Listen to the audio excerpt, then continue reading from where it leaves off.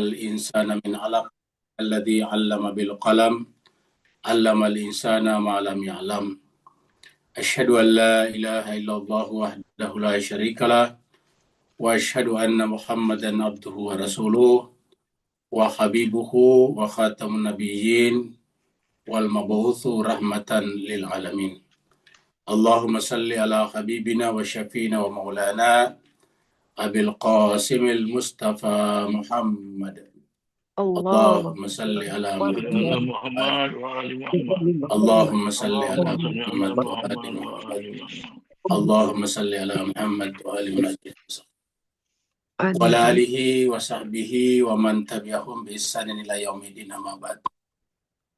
Masyiral muslimin rahimakumullah, kita bersyukur bersua kembali dalam keadaan sehat walafiat, dan pada kesempatan malam hari ini kita akan meneruskan tadarus dan tadabbur kita surat yang ke-16, surat An-Nahl. Ayatnya malam ini adalah ayat 16 sampai ayat 20. Ayat 16 sampai ayat 20. Yang mau membaca Al-Qur'annya sendiri dipersilakan buka surat yang ke-16, surat An-Nahl ayatnya 16 sampai 20. Mari kita masuk ke screen untuk membaca bersama-sama ayat-ayat tersebut.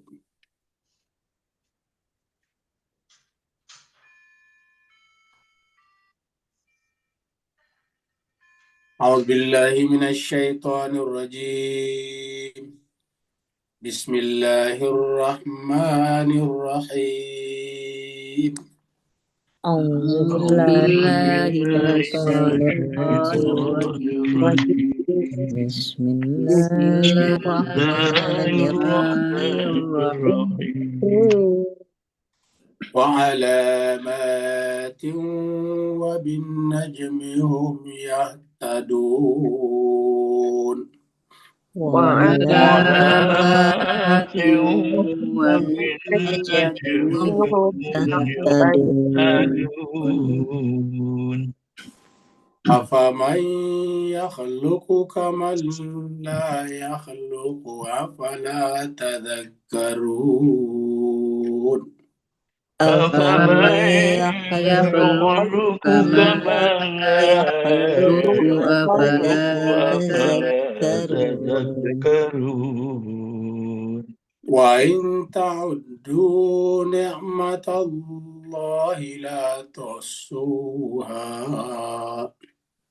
وإن تعدوا نعمة الله لا تحصوها إن الله لغفور رحيم إن الله لغفور رحيم والله يعلم ما تسرون وما تعلنون والله يعلم ما تسرون وما تعلنون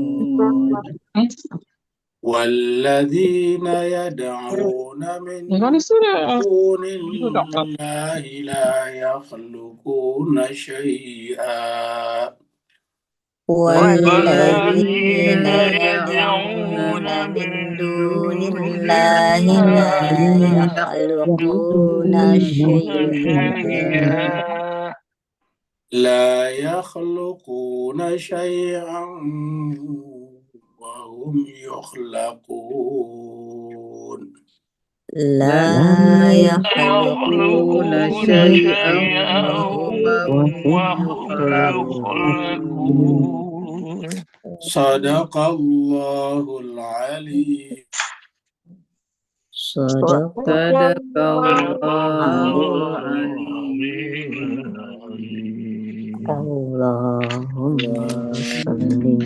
صل وسلم وبارك على رسول الله الأطهار على رسول الله wa alihi al-Tahir. Allahumma salli wa sallim. Dan sekalian mohon maaf tadi ya, ternyata saya lagi disconnect ya. Mari kita masuk ke screen kembali. Terima kasih banyak telah membaca sama-sama kitab suci Al-Quran. Semoga dengan bacaan kita tadi membuat kita semuanya lebih dekat kepada Allah Subhanahu wa taala, karena Al-Quran adalah merupakan jembatan kata dan ilmu untuk mengenal Allah Subhanahu wa taala. Suaranya. Kita teruskan surat An-Nahl, surat yang ke-16. Surat An-Nahl ini turunnya di Mekah, maka kemudian disebutlah dengan surat Makkiyah. Jumlah ayatnya adalah sebanyak 128 ayat. Jadi jumlah ayatnya adalah 128 ayat. Dan terakhir kita sedang membaca sampai ayat 15, karena kita tiga kali Ustaz, mohon. Karena kita telah 3 kali pertemuan ya. Yaitu pertemuan pertama 5 ayat, pertemuan kedua 5 ayat, dan pertemuan ketiga 5 ayat, berarti 15. Kita sekarang akan masuki ayat yang ke-16.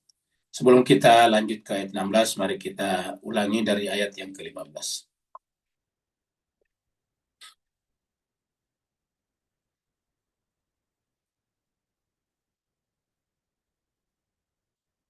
Di ayat 15 Allah SWT berfirman, A'udzubillahi minasyaitonirrajim, Bismillahirrahmanirrahim. Wa alqa fil ardi rawasiya an tamida bikum wa anhara wa subulal la'allakum tahtadun. Wa alqa, dan Allah meletakkan fil ardi, di muka bumi itu, rawasiya, gunung-gunung, antamida bikum, yaitu yang menyebabkan kemudian bumi bisa lebih stabil. Antamida bikum, yang tadinya kalau bumi tidak ada gunung-gunungnya bisa lebih labil, dengan adanya gunung-gunungnya bisa stabil. Stabil dalam pengertian menjadi sumber kehidupan kita juga. Kehidupan di sini bisa bermakna air, tumbuh-tumbuhan, hewan, bahkan juga mineral-mineral. Itu banyak terjadi di dalam gunung.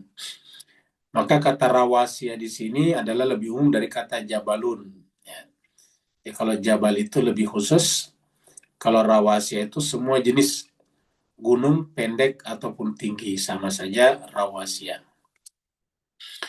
Jadi Allah meletakkan di muka bumi itu rawasiya, supaya dengan gunung-gunung ini bumi menjadi stabil. Wanhara, dan juga Allah menciptakan di muka bumi itu sungai-sungai. Sungai-sungai ini mengalir dari gunung-gunung.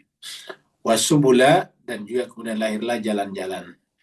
Karena pada zaman dahulu secara lahiriah, ketika manusia belum membuat jalan-jalan di darat, maka perjalanan mereka dari daerah ke daerah biasanya menggunakan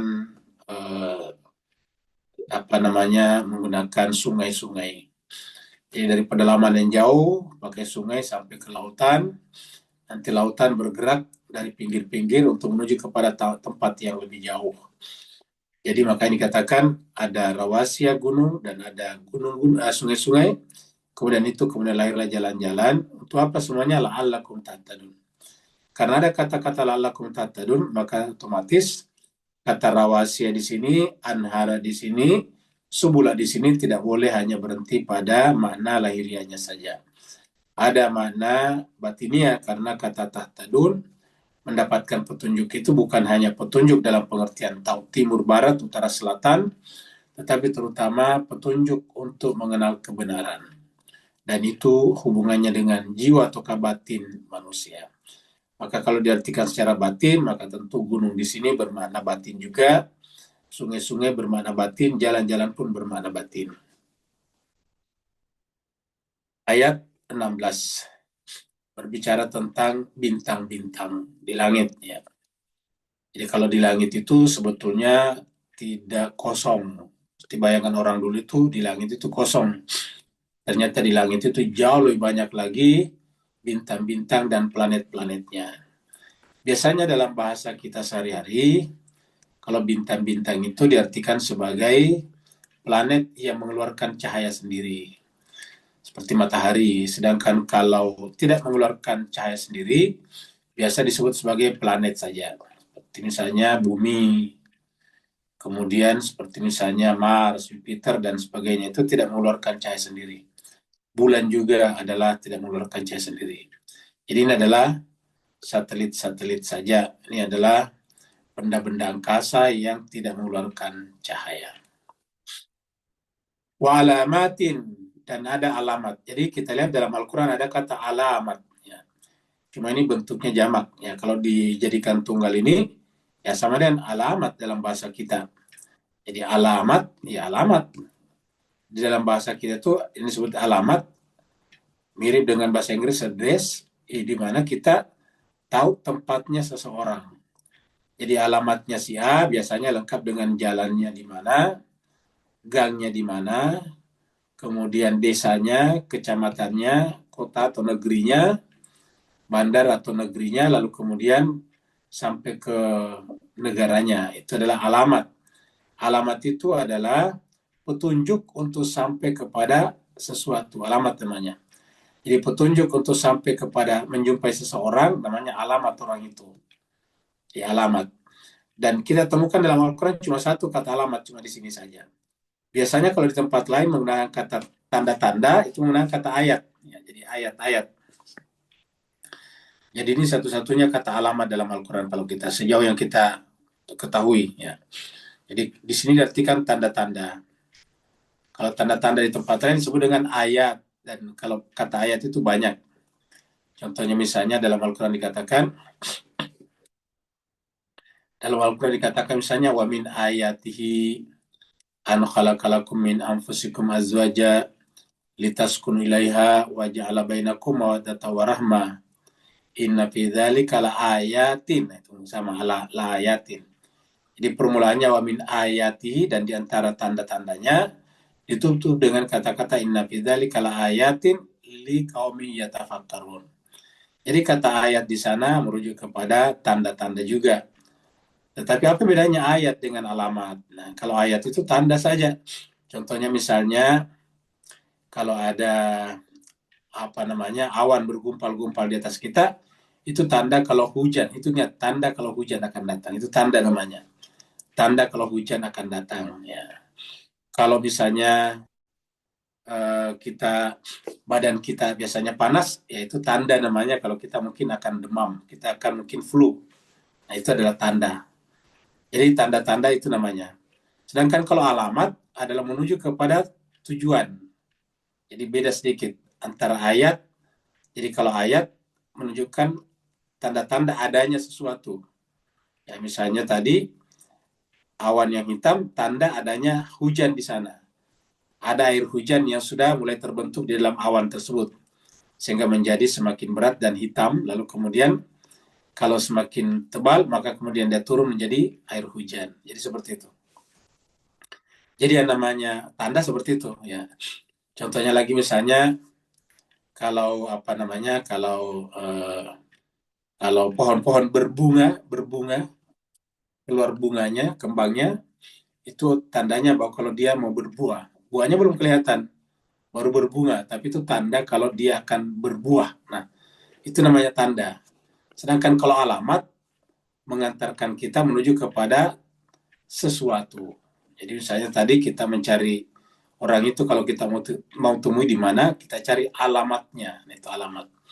Nah, jadi cuma sekian serbahagia, kata alamat sendiri satu asal kata dengan ilmu. Jadi ilmu itu adalah satu asal kata dengan alamat. Jadi kata ilmu, kata alim, kata alam, kata alamat, nah itu satu asal kata. Ya. Semuanya dari kata ilmu. Jadi kalau kita uraikan ya, di sini, jadi dari satu kata ini, ya, dari satu kata ilmu, ilmun. Ya. Nanti kemudian bisa menjadi beberapa, terpecah menjadi berapa. Di antara menjadi alim. Alim itu orang yang berpengetahuan. Alimun. Ya. Orang berpengetahuan. Bisa juga menjadi alam. Alam. Kalau lamnya kita fathah, ya menjadi alam. Alamun. Jadi kalau lamnya di kasrah, alim. Ya, gitu. Dari sini juga lahir kata alamat. Ya, jadi kata sini lahir kata alamat. Ya, alamatun ini. Ya, alamat, tanda. Ya. Nah, jadi kata alim nanti jamaknya ulama, alam nanti jamaknya alamin, seperti Rabbul Alamin.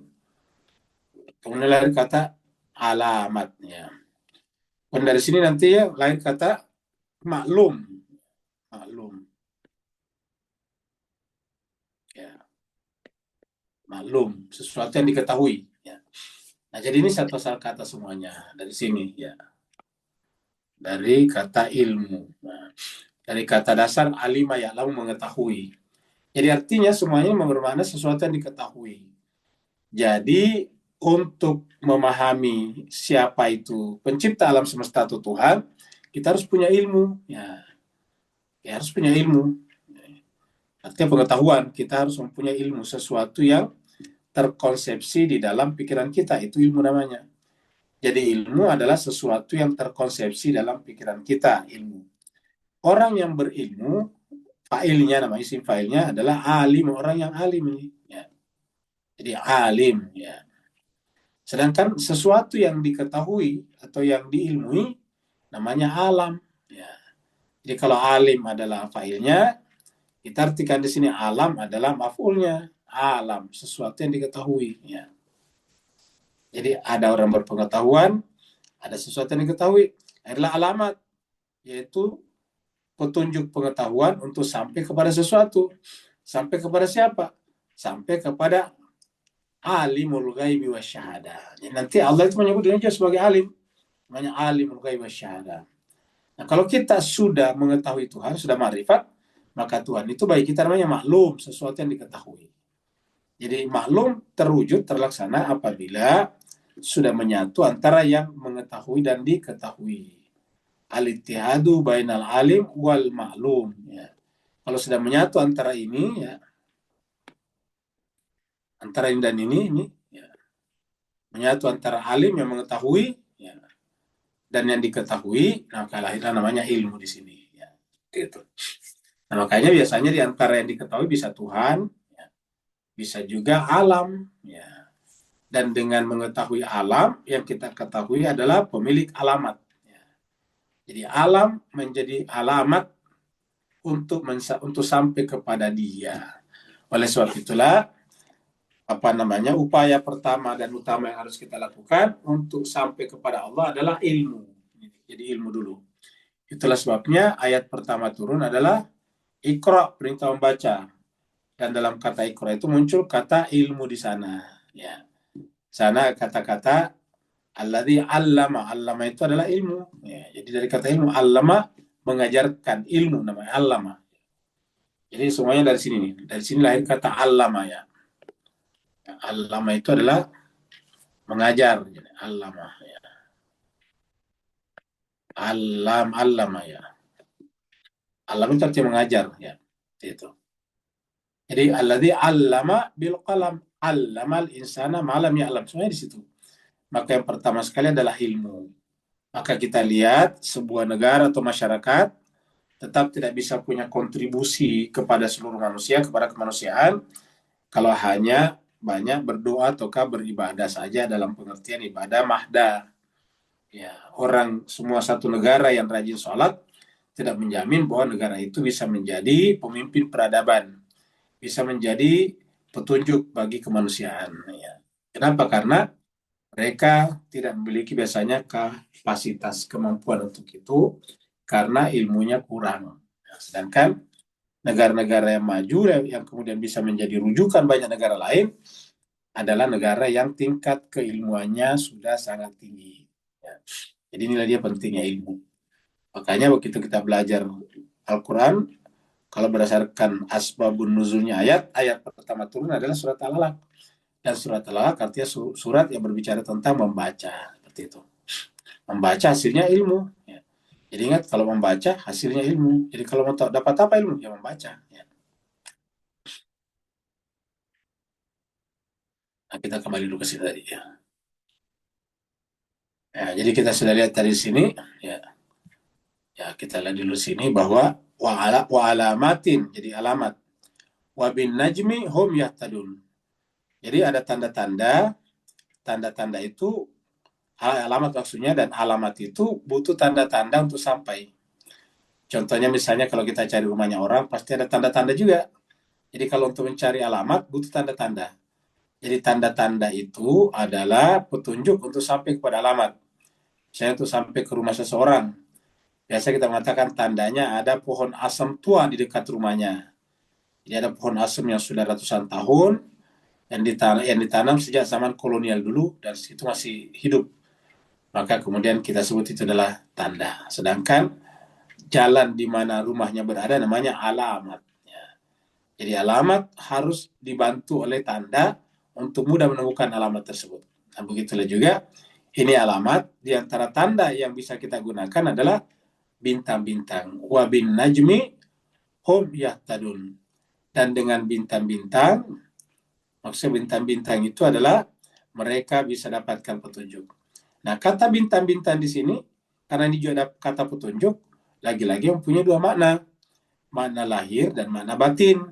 Apa makna lahirnya? Ya bintang-bintang di langit yang berkelip-kelip kalau pada malam hari, dan itu oleh para musafir baik di laut ataupun di darat dijadikan sebagai tanda untuk mendapatkan petunjuk, ya, untuk jalan, untuk mengetahui timur, barat, utara, selatan. Ya, jadi biasanya tanda bintang-bintang. Makanya karena dulu belum ada kompas, belum ada GPS, maka orang-orang dulu itu yang kalau jalan harus ahli perbintangan. Ahli perbintangan itu namanya ahli nujum, ahli najem. Jadi mereka harus ahli perbintangan karena bintang-bintang itulah yang menjadi dasar untuk mengetahui timur mana, barat mana, dan lokasi yang mereka cari di mana. Itu melalui bintang-bintang. Ya. Maka dikatakan wabin najmi. Nah, setelah itu kemudian yahtadun. Yang mendapatkan petunjuk di sini adalah mendapatkan petunjuk untuk sampai alamat kita, rumah kita.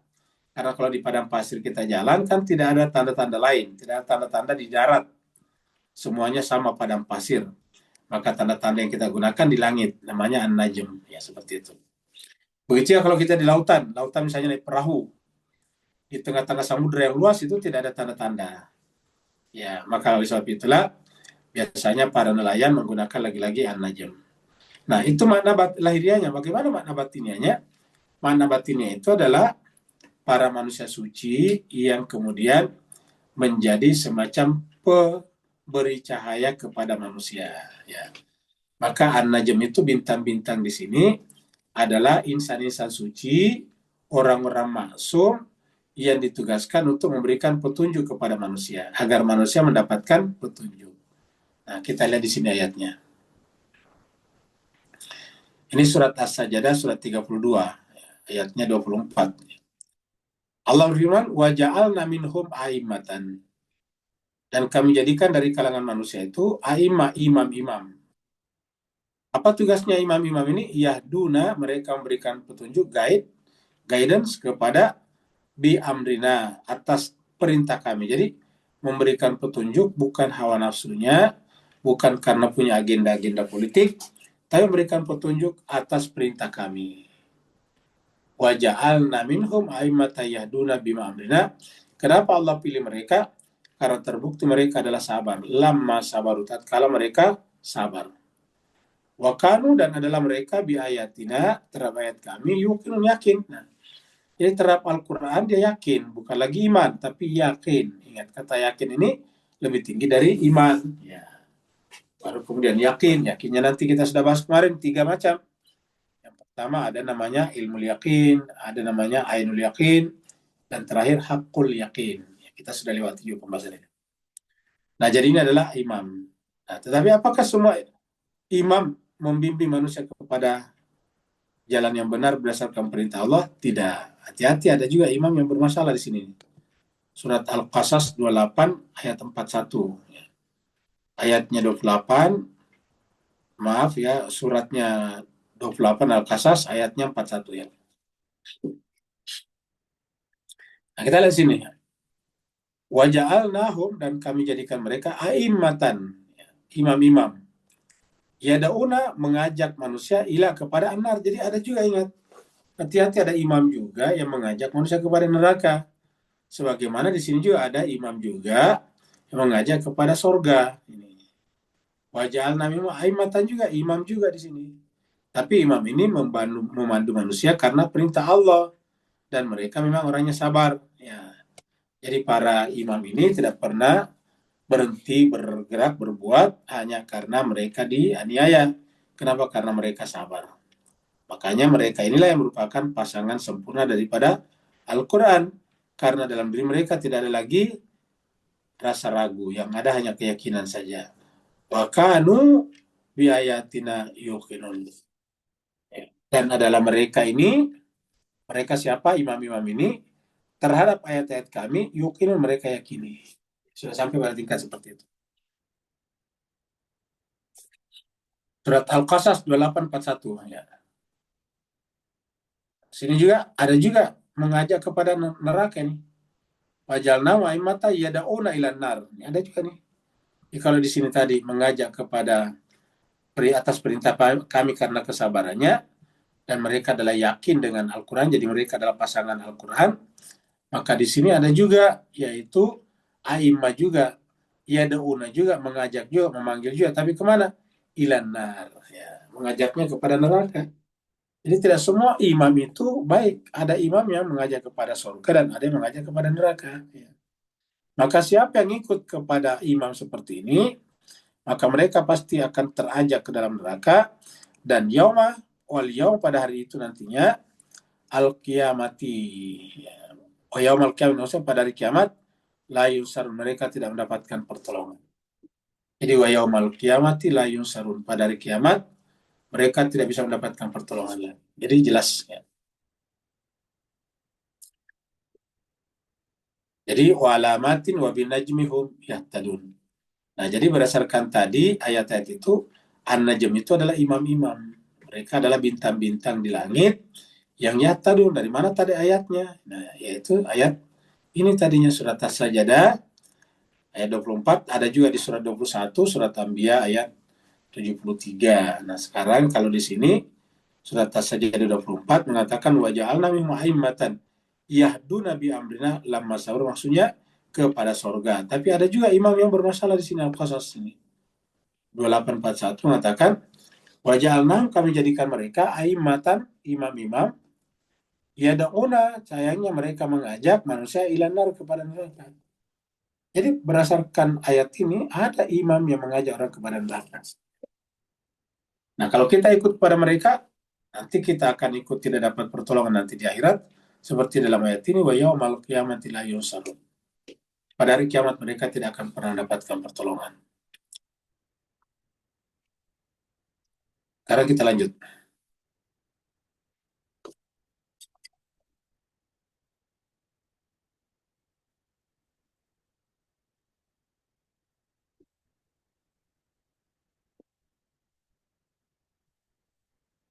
Afamay yakhluqu kaman la yakhluq. Apakah orang yang menciptakan sama dengan orang yang tidak menciptakan? Afamay yakhluqu kaman la yakhluqu. Apakah orang yang menciptakan sama dengan yang tidak menciptakan? Afala tadhakkarun. Ya, kenapa kalian tidak mengambil pelajaran? Afala tadhakkarun, kenapa tidak mengambil pelajaran? Seperti itu. Ya.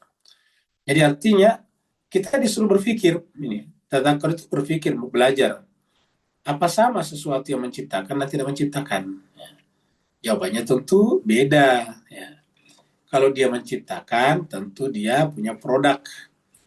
Dia mempunyai sesuatu yang bisa digunakan sebagai alatkah atau sebagai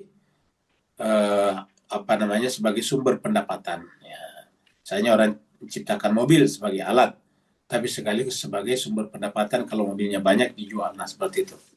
Jadi, apakah sama orang yang menciptakan dan tidak menciptakan? Sedangkan ada satu orang lagi hanya duduk-duduk di rumahnya, tidak membuat mobil misalnya.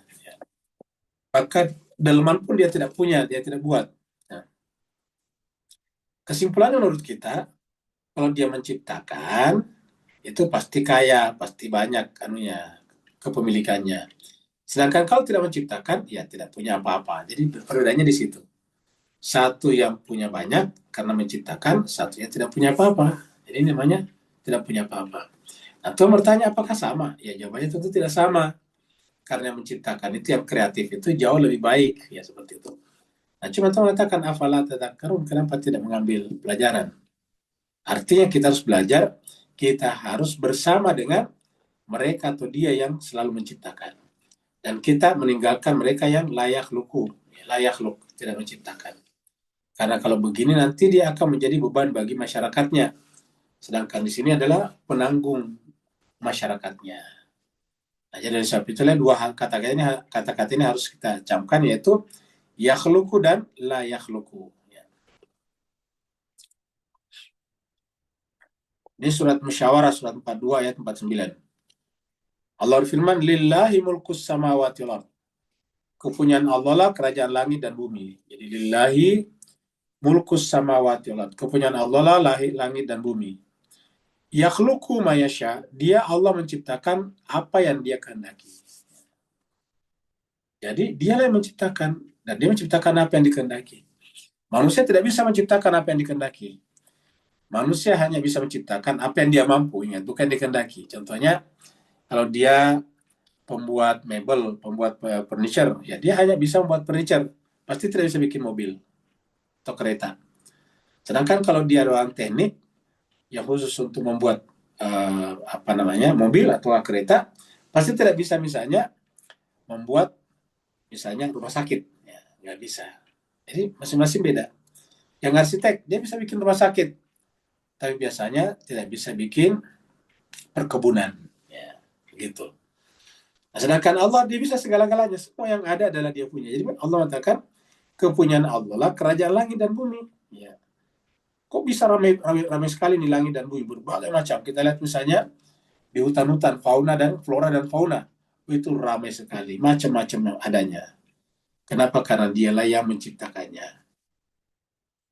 Yakhluqu ma yasha, dia menciptakan apa yang dia kehendaki. Yahibu liman yasha, dan juga memberikan, mengkaruniakan kepada siapa yang dikehendaki anak, inatan, perempuan, ataupun zukur, adzukur, laki-laki. Jadi ternyata kalau kita lihat di sini, perempuan dan laki-laki itu adalah sama-sama dalam pengertian tanda kebesaran Allah. Jadi laki dan perempuan itu adalah tanda-tanda kebesaran Allah SWT, karena laki dan perempuan adalah diciptakan juga oleh Allah. Jadi intinya adalah ketika laki perempuan itu ditarik kepada yang lebih tinggi, namanya manusia. Manusia itu tidak membedakan laki dan perempuan. Nah, sebagai manusia, yang menciptakan itu adalah Allah, yakhluqu. Lalu kemudian ada laki dan perempuan, itu namanya wahaba yahibu. Jadi yahabu liman yasha'u inatha. Dia memberikan karunia kepada siapa yang dikehendakinya untuk menjadi perempuan kah, atau untuk menjadi laki-laki. Wa yahabu liman yasha' adzukura. Jadi kalau kita menerima keadaan kita masing-masing, kita laki-laki menerima diri kita sebagai laki-laki, dan kita perempuan menerima diri kita sebagai perempuan, maka pada saat itu akan terjadi kestabilan dalam kehidupan kita. Kenapa? Karena itu adalah Tuhan, ya, yang menjadikan kita perempuan dan laki-laki, bukan orang tua kita. Tapi Allah dengan kata-kata yahabu lima yasha inatan wa yahabu lima yasha dzukura. Jadi perempuan dan laki-laki sama. Yang menarik cuma sekalian, kalau di masyarakat kita di Asia Tenggara ini, kalau berpidato biasanya laki dan perempuan dulu, laki baru perempuan. Bapak, ibu-ibu, tuan-tuan, puan-puan, kan begitu, laki-laki dulu. Ya. Beda dengan di Barat, biasanya perempuan dulu, ladies and gentlemen. Jadi laki-laki perempuannya dulu, baru laki-lakinya. Nah, ternyata di Quran juga begitu. Perempuannya dulu nih. Ya. Sama dengan bahasa Inggris tadi, ladies dulu, jadi perempuan ini, baru kemudian laki-laki di sini. Yahabu liman yasha'u inatha wa yahabu liman yasha'u adzukura. Dan di sini kita lihat kata yahabu di sini, yaitu bermakna dia adalah sekunder. Karena yang pertama adalah menciptakan. Jadi tercipta dulu, baru kemudian dikaruniakan kepadanya seperti yang Allah kehendaki, entah yang perempuan kah, entah laki-laki kah. Gitu. Jadi yahabu liman yasha'u inatha wa yahabu liman yasha'u adzukura. Kita surat Al-Araf, ya. Ayusyrikuna ma la yakhluqu syai'an wa hum yukhlaqun. Ya. Apakah mereka mempersekutukan Tuhan dengan sesuatu yang sama sekali tidak bisa membuat apapun juga? La yakhluqu syai'an, tidak bisa menciptakan apapun juga. Mereka mempersekutukan dengan patung. Patung kan tidak menciptakan apa-apa. Yang ada adalah diciptakan oleh manusia. Patung-patung itu diciptakan oleh manusia. Kita percaya kepada roh-roh gentayangan. Itu juga diciptakan oleh manusia, yaitu diciptakan oleh angan-angan manusia, pikiran manusia. Ya, tidak diciptakan oleh siapa-siapa. Jadi Allah mengatakan tidak pantas dijadikan sebagai sekutu. Karena Allah tidak butuh semuanya. Karena Allah yang menciptakan segala-galanya. Allah yang menyebabkan tadi itu perempuan dan laki-laki. Ayashkuruna ma la yakhluqu syai'an wa hum yukhlaqun. Apakah mereka yang mempersekutukan dengan Allah sesuatu yang tidak menciptakan sesuatu dan mereka justru diciptakan?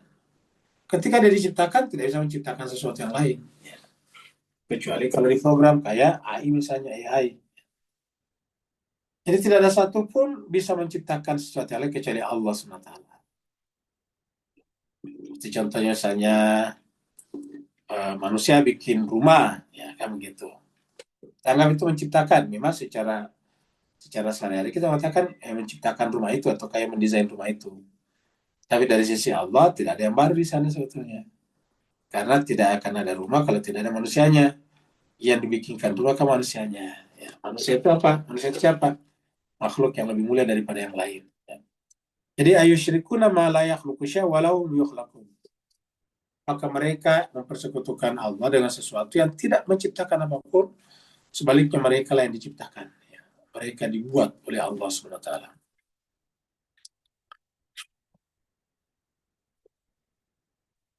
Jadi afama yakhluqu kama la yakhluqu, tentu jawabannya tidak sama. Jadi kalau kita mengambil pelajaran, jawabannya tidak sama. Kalau menciptakan sesuatu berarti telah sempurna. Ya, telah sempurna. Mungkin kita mengatakan mesin ini menciptakan sesuatu, katakanlah misalnya mobil atau kereta tadi, kan ada mesinnya tuh. Ya. Yang kemudian dari mesin atau pabrik itu, kilang itu keluarlah mobil atau kereta. Tapi kita tahu apa yang ada dalam mesin-mesin itu atau pabrik-pabrik itu, kilang-kilang itu. Jawabannya sama, yaitu sesuatu yang dibeli dari tempat lain juga. Ya. Bikin mesin-mesin pemotor dan sebagainya, sesuatu yang dibeli dari tempat lain juga. Jadi dengan demikian tidak bisa menciptakan sesuatu. Maka Allah bertanya, apakah orang yang menciptakan sesuatu sama dengan tidak menciptakan? Jawabannya dari dasar tadi sudah kelihatan. Jangan menciptakan atau jangankan berbuat, karena mereka tidak pernah beraktivitas, maka otomatis tidak bisa menciptakan sesuatu. Ya. Karena untuk menciptakan sesuatu kita harus kreatif. Ayat 18.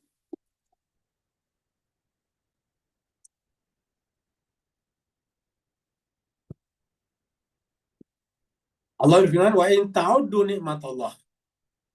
Jika kalian menghitung nikmat Allah, la tuswa, kamu pasti tidak akan mampu menghitungnya. Nah, ingat kata-kata ta'uddu itu menghitung.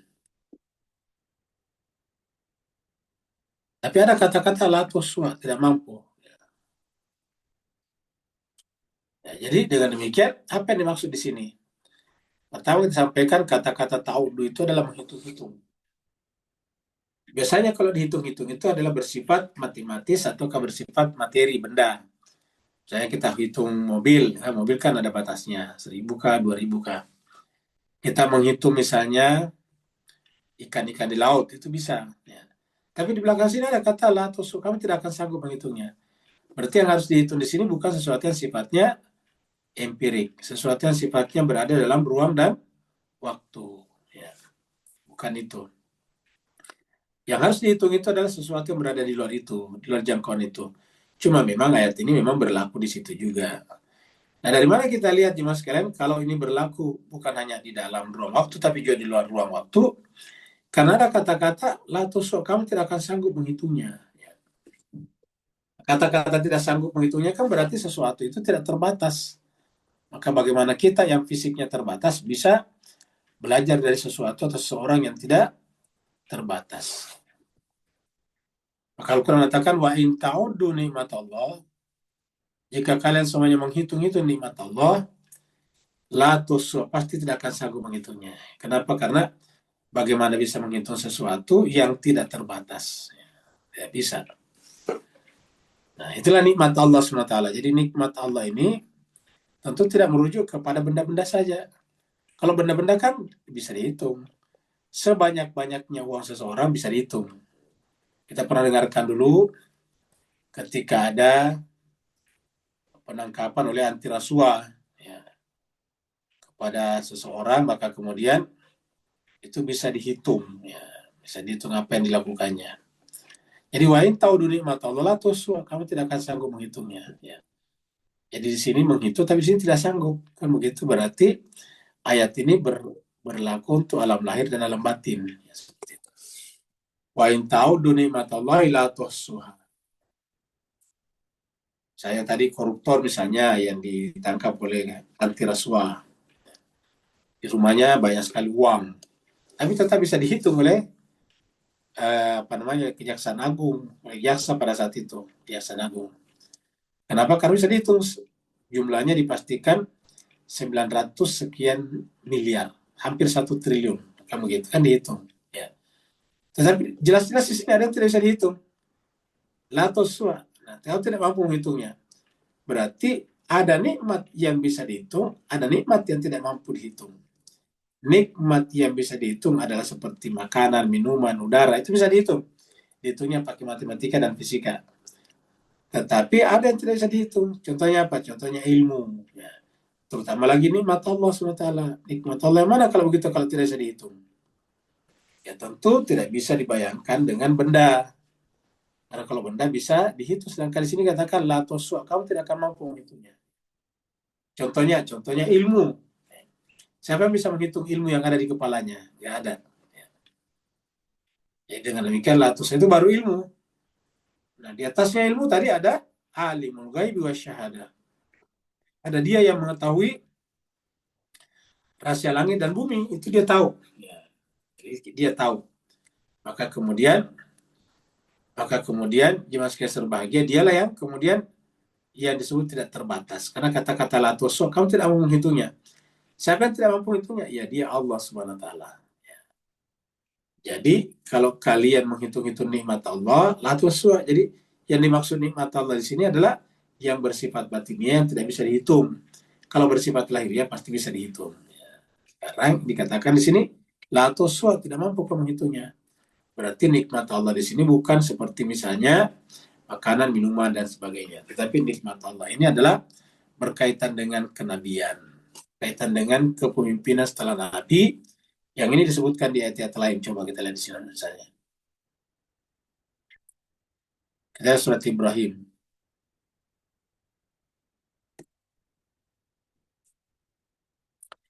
Allah katakan wa atakum min kulli ma sa'altum. Allah sudah memberikan kepada kalian min kulli, segala sesuatu, ma sa'altum yang kamu butuhkan. Kira-kira gini nih, kamu butuh air, saya sudah siapkan air. Kamu butuh darah, saya sudah siapkan udara. Kalian butuh singkong, makanan, apa namanya itu, ubi kayu, ya. Silakan tanam. Sudah ada tanah, sudah ada air turun dari langit. Semua sudah ada. Semua yang kita butuhkan ada. Bahkan terakhir ini untuk membuat pesawat yang bisa tidak terdeteksi oleh radar, namanya pesawat siluman, itu butuh juga sesuatu yang lain datang dari bumi, namanya tanah jarang. Nah, dari mana tanah jarang itu? Bukan ciptaan manusia, sudah ada di sana. Cuma belakangan manusia menemukan jenis logam itu. Maka disebutlah dengan jarang, namanya rare earth, bumi jarang, tanah jarang. Kenapa? Karena pada tidak sebanyak yang lain, mineral yang lain. Ya. Jadi kalau dia diayak, difilter, maka tentu banyak sekali tanah yang harus digali. Ya. Karena hanya sedikit yang bisa jadi tanah jarang atau logam jarang, mineral tanah jarang. Jadi wa'atakum min kulli ma sa'altum, semua yang kalian minta Allah sudah berikan. Jadi, semua yang kalian minta sudah diberikan. Berarti artinya apa? Berarti tugas kita mengambilnya. Sudah ada semuanya. Allah memberikan kepada kalian min kulli, dari setiap sesuatu masa'atumu yang kamu minta kepada Allah untuk diwujudkan. Jadi kalau kita minta benda-benda materi itu maka itu sudah ada, tinggal ambil saja. Baru wa in ta'uddu nikmat Allah, jika kalian menghitung-hitung nikmat Allah, la tuhsuha, kamu pasti tidak akan sanggup menghitungnya. Ya, saya mirip tadi sana. Jadi semua untuk manusia sudah diberikan. Dan karenanya nikmat itu luar biasa banyaknya, sampai dikatakan in ta'uddu nikmat Allah la tuhsuha. Kalau kamu menghitung nikmat Allah pasti tidak akan sanggup menghitungnya. Innal insana lazalumun kafar. Cuma sayangnya manusia memang cenderung zalim kepada dirinya dan orang lain, dan kafar, terus mengingkari cahaya kebenaran. Surat Al-Imran. Sini ada kata nikmat. Allah berfirman, wa'tasimu bihablillah jami'an. Wa'tasimu, berpegang teguhlah, bihablillah, kepada tali Allah, jami'an, semuanya, maksudnya kita semuanya. Disuruh berpegang teguh kepada tali Allah ini. Wala tafarraqu, jangan bercerai-berai, karena kalau kita bercerai-berai nanti setan masuk di tengah-tengahnya mengadu domba. Wadhkuru, dan ingatlah nikmat Allah, ini sama tulisannya. Wadhkuru nikmat Allah. Dan ingatlah nikmat Allah alaikum, atas kalian. Idh kuntum adaan. Jika kalian tadinya sebelum Nabi datang adalah adaan, bermusuh-musuhan. Adaan ini bentuk jamak, bermusuh-musuhan. Fa'allafa baina qulubikum, lalu Allah menjinakkan, menyatukan hati kalian. Fasbahtu, maka menjadilah kalian binikmati, dengan nikmatnya, ikhwana, bersaudara. Jadi apa yang menyebabkan orang bersaudara? Yaitu nikmati, yang disebut di sini dengan nikmatullah. Nah, ketika Tuhan berikan kepada kita, maka dia masuk pada diri kita, nikmati. Maka kita harus berkata-kata seperti mana orang atau insan yang menjadi tempat Allah menyimpan nikmat itu. Nah, kalau kita berpegang teguh kepadanya, maka kemudian menjadilah kita bersaudara. Wasbatum binikmatihi ikhwana, saudara. Wa kuntum ala syafa hufratin minan nar. Kalian sebelumnya, maksudnya sebelum munculnya nikmat Allah ini, yaitu Nabi dan Rasul dan Aimah, sebelum munculnya itu kita semuanya berada di pinggir api neraka. Wa kuntum ala syafa hufratin minan nar fa'ankadhakum minha. Kalian pada saat itu sudah berada di tepi jurang api neraka. Jadi hufrah itu adalah jantung api neraka. Tetapi apa yang terjadi? Fa'ankadhakum minha. Ya. Lalu kita kemudian diselamatkan dari perpecahan ini, ya, dari perselisihan ini. Wasbahtum binikmati wada, tadi menjadilah kalian bersaudara dan menghindari namanya tafarruq, ya, berpecah belah. Jadi Allah mengatakan wa kuntum ala syafa hufratin minan nar fa'ankadhakum minha, dan Allah selamatkan kalian daripadanya. Kadzalika, begitulah yubayyinullahu lakum. Begitulah Allah menerangkan kepada kalian, lakum, kepada kalian, ayat-ayatnya, la'allakum, mudah-mudahan kalian tahtadun. Jelas. Nah, di sini juga kita temukan lagi tadi apa namanya? Ya. Wal takum minkum ummatun, dan seterusnya. Ya. Jadi intinya di sini adalah nikmat ini adalah nikmat kenabian yang diberikan kepada manusia, yang kalau manusia mengikuti kenabian itu, maka tentu hidupnya jauh lebih nyaman sekarang daripada yang terjadi setelah era kolonialisme ini. Ya. Jadi wa in ta'udu ni'matallahi la tuhsuha innallaha laghafurur rahim. Sungguhnya Allah Maha Pengampun lagi Maha Penyayang.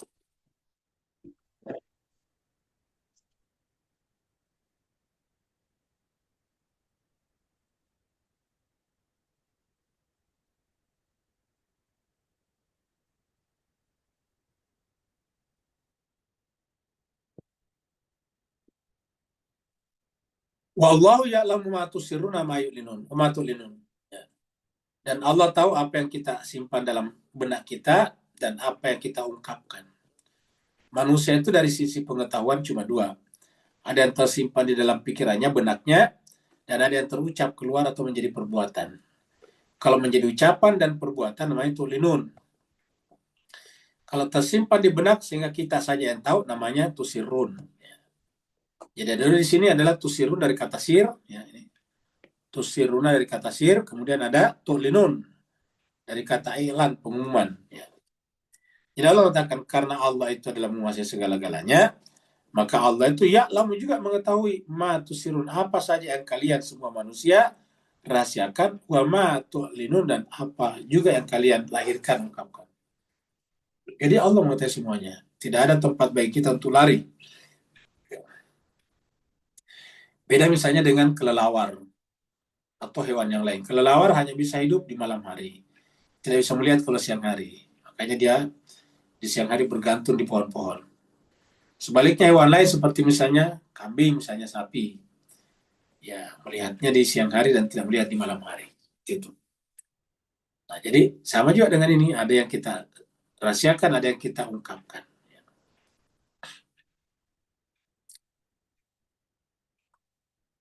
Tagabun, surat 64, ayatnya 4. Allah firman, ya'lamu ma fis samawati wal ard. Dialah Allah yang mengetahui apa saja yang ada di langit dan apa saja yang ada di bumi. Wa ya'lamu, dan juga mengetahui ma tusirun, apa yang kalian rahasiakan, wa ma tulinu, dan apa yang kalian ungkapkan atau nyatakan. Kenapa? Karena Allah itu memang maha mengetahui. Wallahu alimun bidzati sudur. Allah bahkan sudah mengetahui sesuatu itu, walaupun sesuatu itu masih tersimpan di dalam dada rapat-rapat.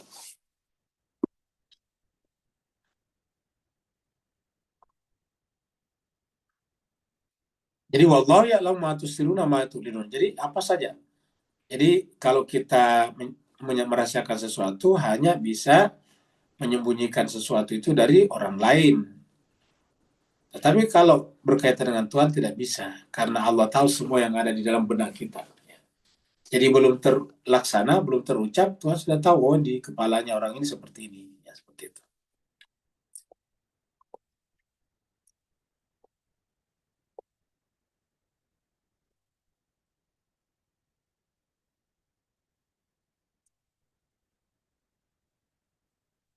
Walladzina yad'una min dunillah, dan orang-orang yang mereka seru, panggil, minta untuk membantunya selain daripada Allah, apa tandanya tidak boleh disembah? Karena la yakhluquna syai'a. Mereka semuanya itu tidak menciptakan apapun dan siapapun. Jadi tidak menciptakan apapun dan siapapun. Ya. Kenapa? Wahum yukhlaqun. Karena mereka juga diciptakan. Ya.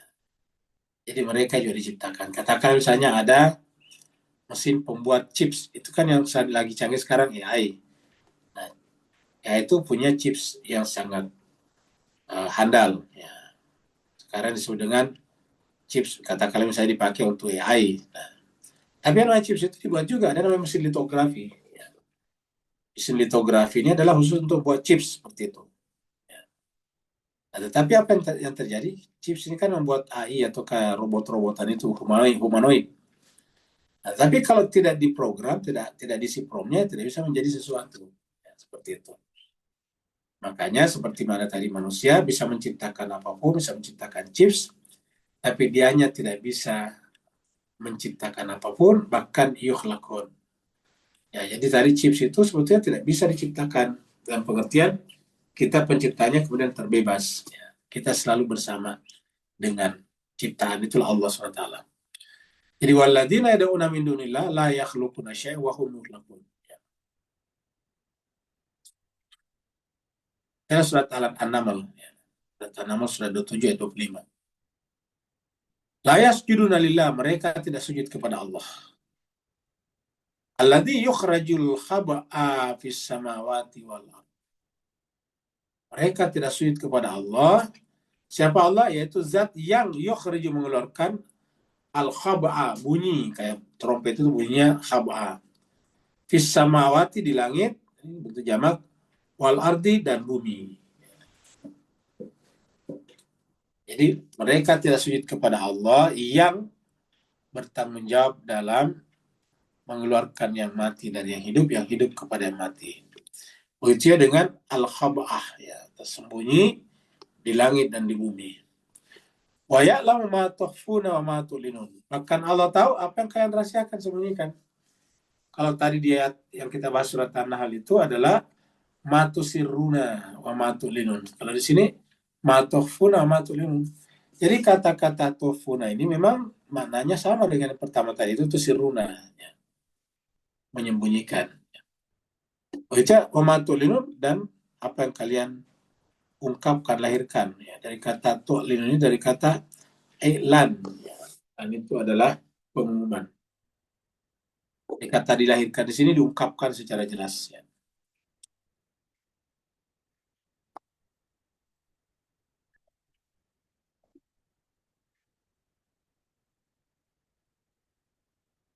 Sekarang kita bahas apa namanya? Ini masih ada satu nih.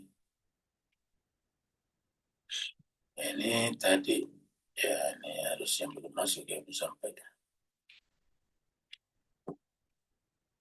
Oh, sudah tadi ya, ini ayat 19-20 ya udah. Kita tambah 2 ayat lagi, ya.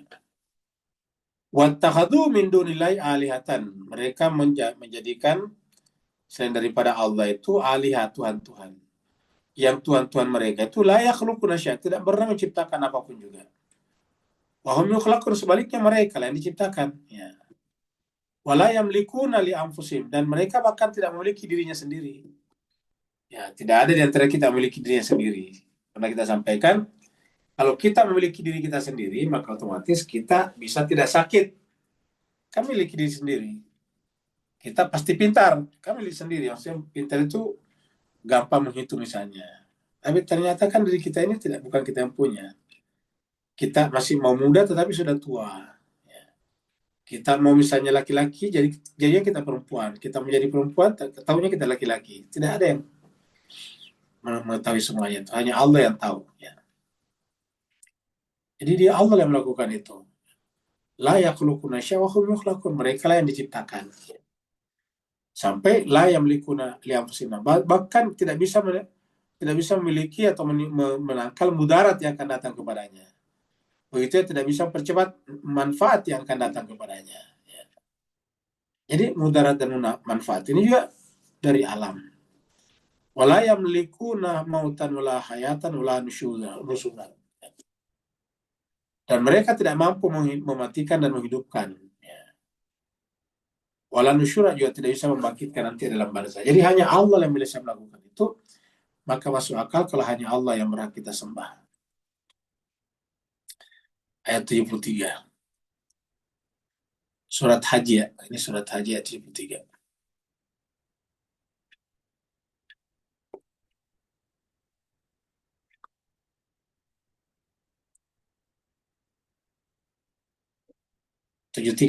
Ini surat Haji, ya. Allah berfirman, ya ayuhan nas, wahai manusia, duriba, dibuat perumpamaan, dibuat masalah perumpamaan untuk kita manusia, maka Allah mengatakan fastami'u la, maka dengarkanlah baik-baik pada perumpamaan ini. Apa kata Allah? Innal ladzina tad'una min dunillah. Sungguhnya orang-orang yang kalian seru, yang kalian panggil selain daripada Allah, la yakhluqu zubaba. Mereka sama sekali tidak pernah menciptakan seekor lalat. Jadi apapun yang kita sembah selain Allah, baik itu patung ataupun, tidak pernah bisa menciptakan seekor makhluk yang paling kecil, yaitu namanya dzubab. Dzubaba itu adalah seekor lalat. Walaupun mereka semua berkumpul untuk membuat lalat itu kembali menjadi sesuatu yang lain. Wa in yaslubuhum dzubabu syai'a, apabila lalat itu merampasnya daripada manusia ini sesuatu, apa saya sesuatu itu? La yastankidhuhu minhu. Niscaya tidak akan bisa mempertahankan, tidak bisa menolak, tidak bisa membela diri. Kita mungkin bisa membela diri kalau yang menyerang kita yang besar, seperti misalnya harimau, mungkin masih bisa membela diri. Tapi kalau yang kecil seperti lalat nggak bisa. Ya. Da'ufat talibu wal matlub. Jadi yang mencari itu adalah lemah, yang dicari juga lemah. Ya. Jadi at-talif itu adalah yang mencari ilmu, saya talibun. Matlub yang dicari. Ya. Jadi ada yang mencari, ada yang dicari. Kita lanjut ke hadis berikut ini.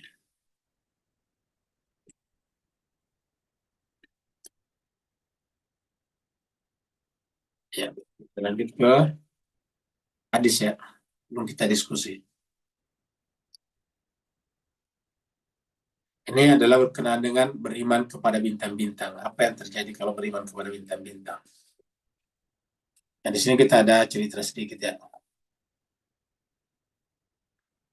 Ya, di sini dikatakan ini qala sallalana ya, berkata Al-Juhani ya, ini, namanya Khalid Al-Juhani ya. Zaid bin Khalid Al-Juhani. Jadi yang mengatakan ini Zaid ya. Zaid bin Khalid Al-Juhani, bahwasanya Rasulullah SAW ya, pernah salat bersama kami. Salati apa, memimpin kami salat. Sallalana. Jadi sallalana Rasulullah SAW salat subuh, salat subuh. Ya, Nabi satu hari memimpin kami salat subuh. Ya. Bil Hudaybiyah, di Hudaybiyah. Ya. Ala itri samain ya. Di apa, di sebuah tempat namanya Hudaybiyah. Ya. Ala istri samain, setelah apa, langit itu mengguyur bumi dengan hujan. Minalaili, pada malam. Itu malam. Falamman sarafa akbala ala nasi. Maka tatkala semuanya sudah selesai, ya, kemudian mereka menghadap kepada manusia setelah selesai salatnya. Akbala ala nas, menghadap kepada manusia. Faqala, lalu kemudian Nabi berkata, bersabda, hal tadruna madza qala rabbukum? Apakah kalian tahu apa yang Tuhanmu katakan? Apakah kalian mengetahui apa yang Tuhanmu katakan? Lalu mereka menjawab, Allah wa rasuluhu alam. Allah dan Rasulnya yang paling tahu.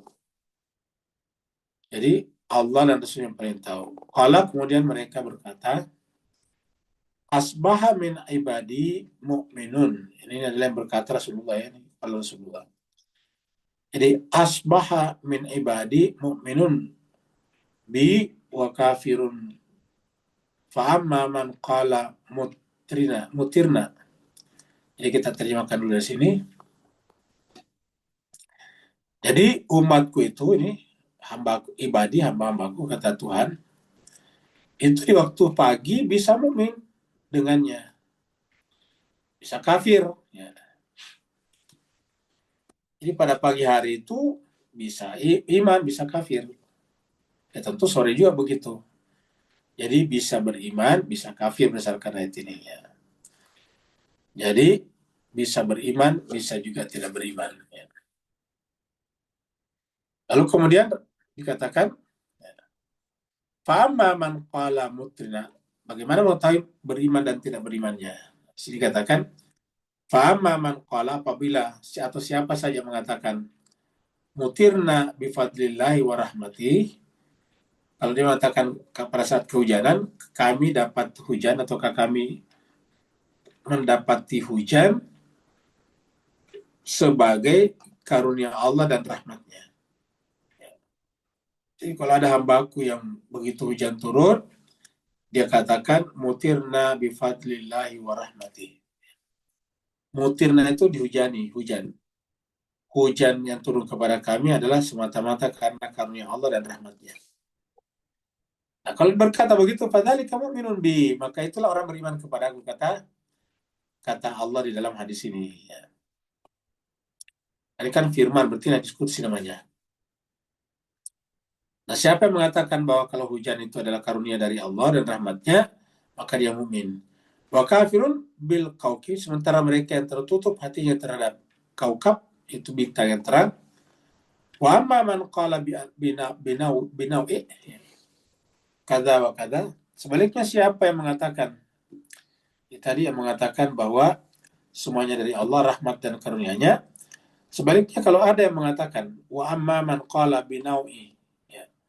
Jadi kalau ada yang mengatakan kada wa kada ya, dengan dengan dengan sesuatu, dengan mengatakan ini dan ini, ya seakan-akan bukan dari Allah SWT. Ya. Hujan bisa turun kepada kami bukan karena Allah, tetapi karena ya bintang-bintang, karena macam-macam. Ya. Kemudian qala, ya, wa man qala binau'in kadza wa kadza fadzalika, maka itulah kafirun bi, ingkar kepada saya. Kalau mereka mengatakan bahwa hujan turun itu karena bintang ini bintang itu, karena pengaruh bintang A bintang B, maka kata hadis ini atau ke dalam hadis qudsi ini dikatakan fadzalika kafirun bi, maka itulah contoh orang kafir kepadanya, ingkar kepadanya. Wa mu'minun bil kaukab, ya. Dan mereka beriman kepada, kafir kepada saya, tapi beriman kepada bintang-bintang. Fadzalika, begitulah kafir, dia kafir bi kepada aku, kata Nabi atau kata Allah, tetapi dia beriman kepada al-kaukab, bintang-bintang. Nah, jadi begitulah caranya setan menggelincirkan kita dari beriman kepada Allah, tiba-tiba beriman kepada makhluk-makhluk yang kata orang awam disebut dengan halus. Ya, padahal ini kan sebetulnya biasa saja. Ini Bukhari nomor 801. Hadis berikutnya. Sini ada hadis juga. Qala Rasulullah SAW. Rasulullah bersabda, unzuru ila man huwa asfala minkum. Perhatikan, lihatlah kepada orang yang di bawah kalian. Huwa asfal, lebih di bawah kalian. Status sosialnya, entah dengan hartanya, ataupun dengan pengaruhnya, ataupun dengan ilmunya. Jadi huwa asfala minkum. Jadi perhatikanlah kepada orang yang, ya, unzur ila man huwa asfala minkum. Perhatikanlah kepada orang yang lebih di bawah kamu, bawah kalian.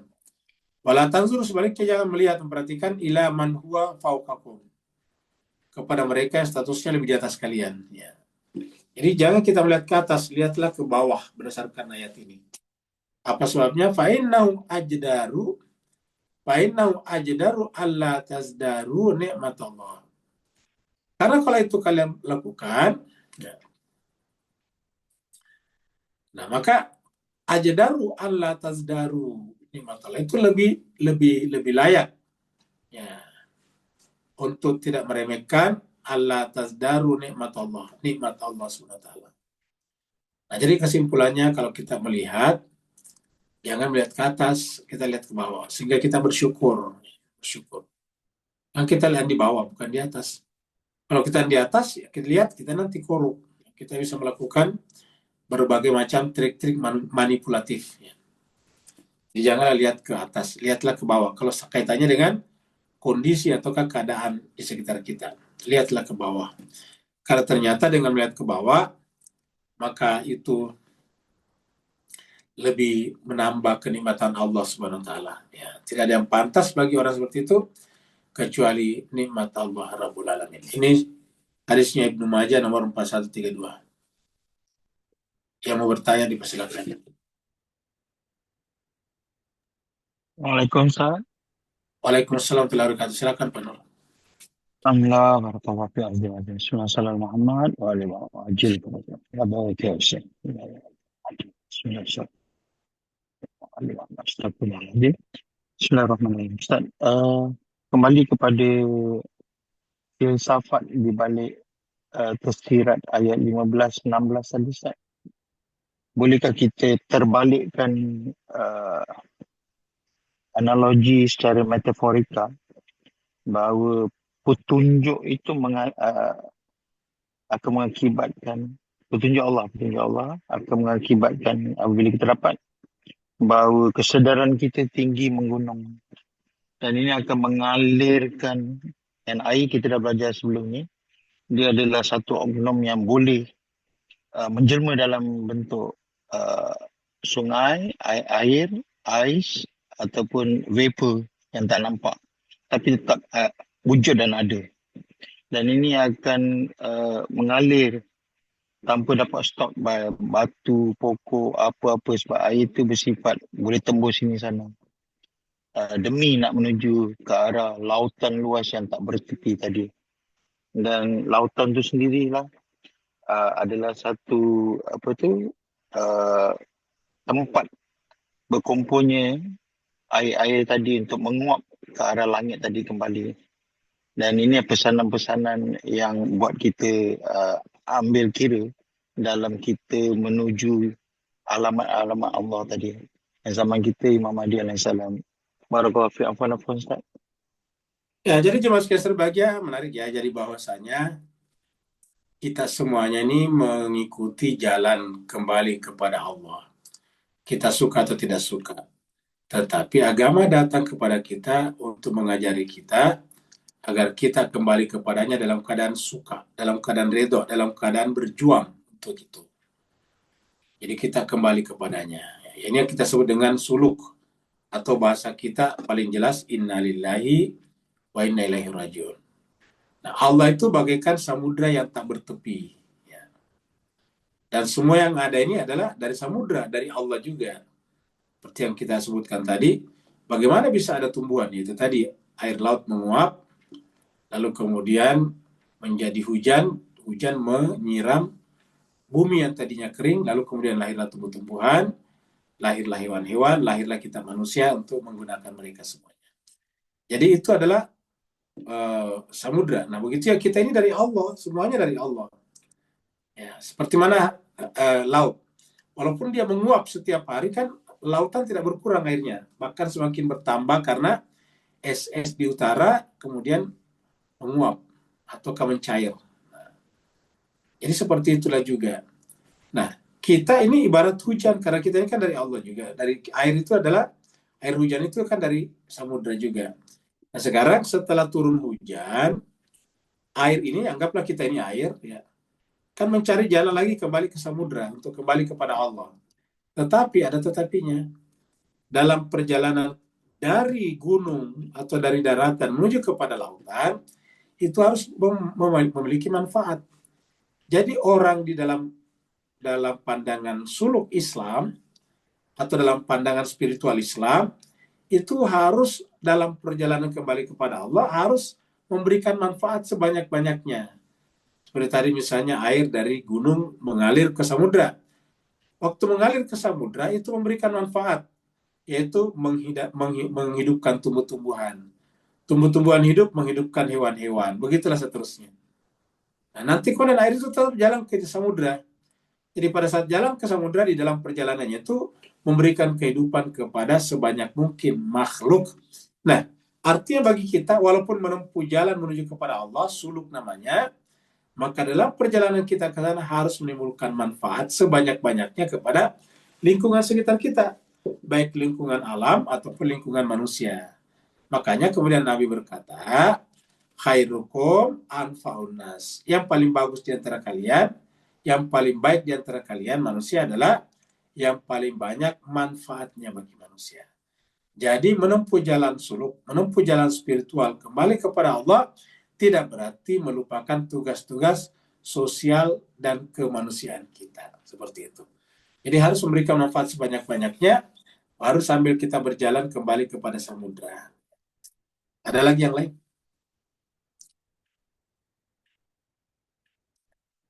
Kalau tidak ada, berarti kita akhiri sampai di sini. Terima kasih banyak atas perhatian Bapak Ibu sekalian.